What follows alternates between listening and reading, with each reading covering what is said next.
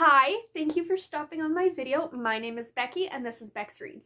I post videos every 5 days, and if I can manage, I will squeeze some in between. And today I have a fantasy romance recommendation video for you in collaboration with another one of my fellow booktubers. But before I get into sharing with you the book recommendations, could you hit that subscribe button for me if you haven't already? It would really help my channel grow, and I would love to have you here. So today, in collaboration with Jess at Honest Fiction, thank you, Jess, for wanting to do this collab with me, we are going to share with you some fantasy romances without fae.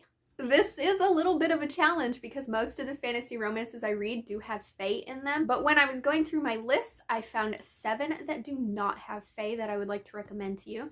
And I will also leave Jess's video linked down below if you want to check out her recommendations. To start off, I'm going to share with you 2 different books by the same author. The first is the Wraith King series by Grace Draven. Grace Draven is one of my favorite authors, and the Wraith Kings is my favorite series ever. I love them. So the main 3 books in this series so far are Radiance, Eidolon, and the Ippos King. Radiance and Eidolon follow Brishan and Ildiko. Brishan is a Kai warrior. He has gray skin, claws, eyes that glow like an owl, and Ildiko is just a human. They are both down the ranks in their royal families, so they are put into an arranged marriage for the benefit of their countries and trade agreements. They're not really expecting much of this marriage other than to just hopefully become friends. And once they set out on their journey to go back to Brishan's kingdom, they form a friendship, they get to know one another, and through that friendship, attraction blossoms and they end up falling for one another. Friends to lovers, it is my favorite trope, and this has it. These are such mature characters, they communicate so well. It's very low angst, and I would say it's very low steam too.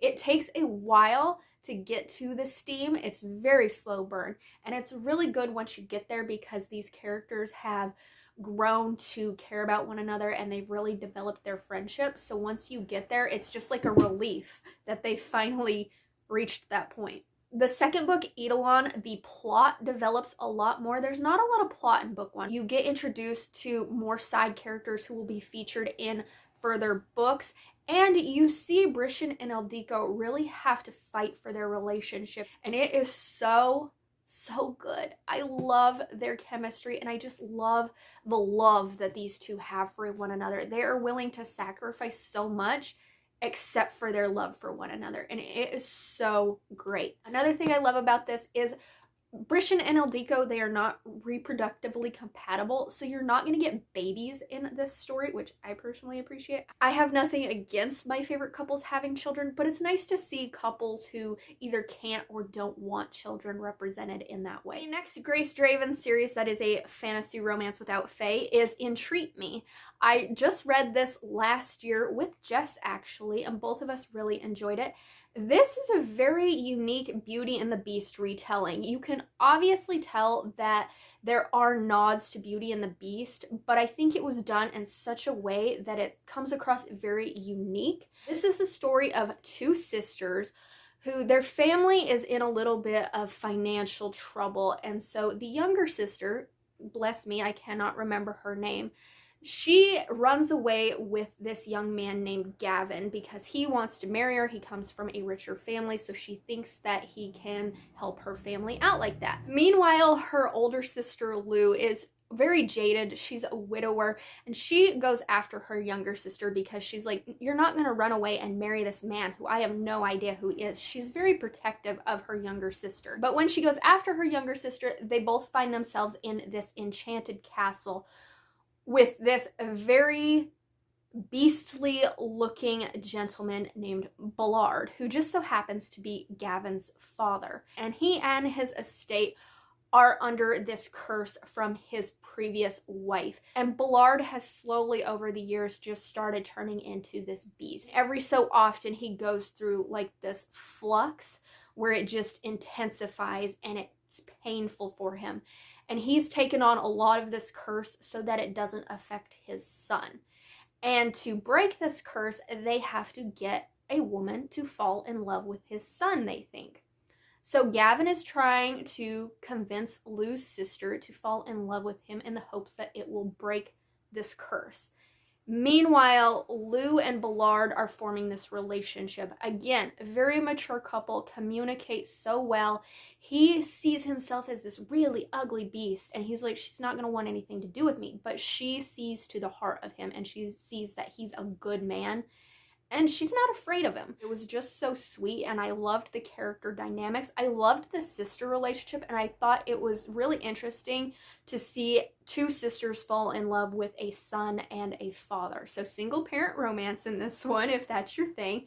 This is definitely a lot spicier than the Radiance series. So if you read Radiance and you just needed a little bit more spice, this will definitely tick that box for you. It's also a little bit thicker. In fact, I think it's thicker than these two books combined. So, and I did not realize that because I listened to this on audio, which the audio narration also really, really good. My next recommendation is Beneath the Starlit Sea by Nicole B. This is about a sorcerer who is living in isolation away from all the humans. She just wants to stay there and live her life when she is captured by the king's guards and brought to the capital of the kingdom. And he imprisons her until she can figure out how to stop the mysterious deaths of the humans that are happening in his kingdom. And while she is there, she is forced to work with this human doctor to try and figure out what's going on. But within this kingdom, it has been outlawed that sorceresses or sorcerers and humans can engage in any way. So their romance that develops is sort of a forbidden romance. I love the forced proximity of this couple. They are forced to work together. Like I mentioned, a forbidden romance. There is a bit of an age gap with the woman being older. I don't think she's much older than the man, but she is older. This also has a sea setting. It's not set on the sea, but it's set by the sea. And there are a few other paranormal, mythical, fantastical creatures within the story, none of which I think are fae that I can remember. This also has a very cute fox familiar animal companion in it, which I enjoyed as well. Up next, I want to recommend to you my favorite fantasy romance from 2022, and that is Ledge by Stacey McEwen. Look at that embossing. This is the story of Dawson. She is a human who has grown up on this icy prison ledge. A bunch of humans at one point were plucked from their homeland and thrown on this ledge. It is separated by a chasm that they cannot escape from, and they are used as human sacrifices for these people known as the Glacians. They are these winged people who use human sacrifices as a way to store up and replenish their magic supply. They throw them in this pit, which sucks out their souls, and then these Glacians drink the fluid from this pit. Dawson is an axe-wielding badass of a character, which she really has to be because she has to fight for her life on this ledge. And when she is chosen to be one of the human sacrifices, she instead takes the option of being like a plaything in a cat and mouse game with these Glacians. They tell her if she can make it down the mountain to the human lands, then she can be safe, but the odds are stacked against her. That is until a half-breed Glacian named Ryan ends up helping her. He has some agendas of his own, and he wants to get out of this Glacian society because as a half-breed, he is not treated the best. So he and Dawson go on this journey down this mountain. They have to save each other at times to try and make it to the human lands. And when they make it to the human lands, Dawson discovers some secrets that her mother and her grandmother never told her about. This book had twists that some of them I could guess, and then some of them I didn't, like the ending. The ending was freaking annoying because it ended on a cliffhanger, and it ended on such an aggravating cliffhanger that I have to wait till book 2 now to see where it goes. And I was so upset. This book hooked me in rather quickly. It did start out a little bit slow, but once it hooked me, and I could not stop flipping the pages of this story. It is an enemies to a lover's romance. It's also slow burn. There is about 2 chili peppers worth of spice in this. I loved the chemistry between the characters, and I loved that this book had a very diverse cast of characters with ages, ethnicities, and like sexualities. So if you're looking for a fantasy romance with a great diverse cast, I would definitely recommend this one. The next one I want to recommend to you is Impossible Things by Kate Johnson. I actually listened to this on audio, and I listened to it in a reading vlog I did last year for books featuring blind or visually impaired main characters. So I will link that vlog down below if you want to go check that out. This is about a warlord named Kale who has been given godly-like strength. But he has a prophecy hanging over his head that he is bound to lose everything he loves. So he doesn't really form attachments to people, and even his relationship with his own children is kind of distant because he's trying to protect them. When he is at a brothel one time, he is sent this young lady who is blind, and he takes notice of her right away because she has these markings on her body, and he knows that those represent her as a thrice marked chosen. But this young woman has really no memory of who she is and why she is chosen to be this thrice marked chosen. All she really knows is that she has led a very harrowing life with a lot of assault from different people. This book does have some mention of severe sexual assault in it, so keep that in mind. He takes her and he leaves her at sort of like this academy type place to really learn how to develop her abilities and her talents. And he visits her every so often to check up on her. And throughout that time when he comes back to check up on her, she has really grown into a very confident young woman, and he becomes attracted to her, and a romance develops between them. It is a single parent romance once again, with the father being the single parent. It has a bit of a journey trope, it has a training trope, it has disability rep as I mentioned, and it also has slow pining and a slow romance. I also thought the smut was pretty good. It's not a lot, but it is pretty good. My one complaint with this is I thought they could communicate a little bit better than they did, but other than that, I really enjoyed this fantasy romance. The next fantasy romance I want to recommend is Sword Heart by T. Kingfisher. This is about a woman named Hala who has inherited her great uncle's inheritance, but her family locks her away until she agrees to marry her cousin so that they can take advantage of her inheritance. And she is tired of being locked away. She's pretty much just been locked in this room, in this house, and she's been barely fed and barely given anything, and she is tired of it.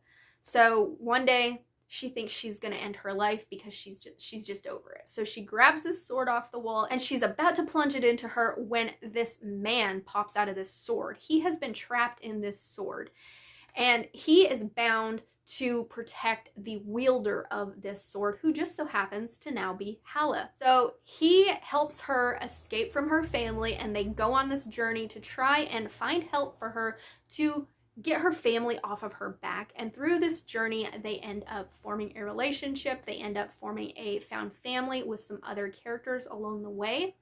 And I loved this fantasy romance. I gave it 5 stars. This is very light on the steam, so do not go into this expecting a smut-filled fantasy romance. It is very light. Like, I wouldn't even say 1 chili pepper worth of steam. That's how light it is. I loved the characters' chemistry. This does have Grumpy Sunshine because he cannot stand Hala. She is a character who she talks all the time. And to get out of trouble, she will just ask people questions until they get tired of listening to her. I found that dynamic so fun to read, and I loved their banter and their chemistry along the way.